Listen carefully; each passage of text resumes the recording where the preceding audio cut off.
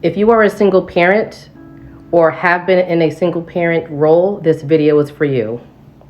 So in my last video, I highlighted some of the areas and challenges that single parents most likely will experience. And I want to provide a frame of reference for this video.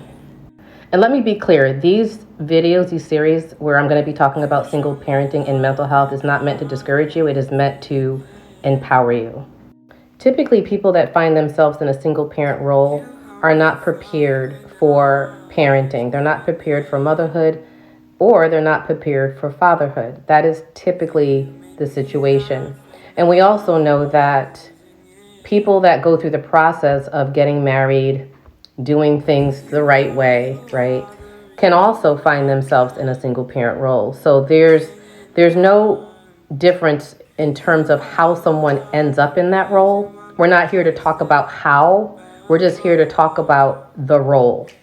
So with that being said, when you think about mental health or you think about things that promote good mental health, that requires for you to have time for self-reflection, for you to be able to experience what self-awareness looks like, for you to practice some type of self-care for yourself, for you to have a solid support system that is filled with love and compassion.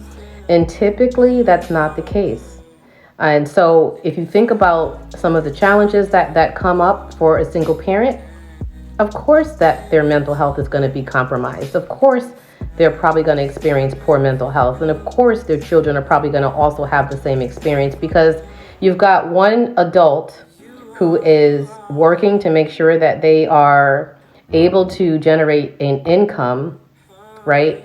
And more than likely, someone who finds himself in a single parent role probably isn't going to be able to earn a livable wage. So then they might have to get another job that's going to further take them away from helping to develop and nourish their child or children. Then you've also got the stress of the bills and the finances. If you've got, let's say you've got, some type of hopefully you've got good transportation, but if you don't, you've got to deal with maintenance issues of the car. You've got to deal with car repairs. You've got to deal with just being able to stretch your dollar from week to week so that you can maintain and sustain. Think about that just for a minute, and it just sounds stressful, right? It sounds like it's not really a quality of life that anyone should endure. So those are some of the reasons why single parenting and mental health are deeply connected.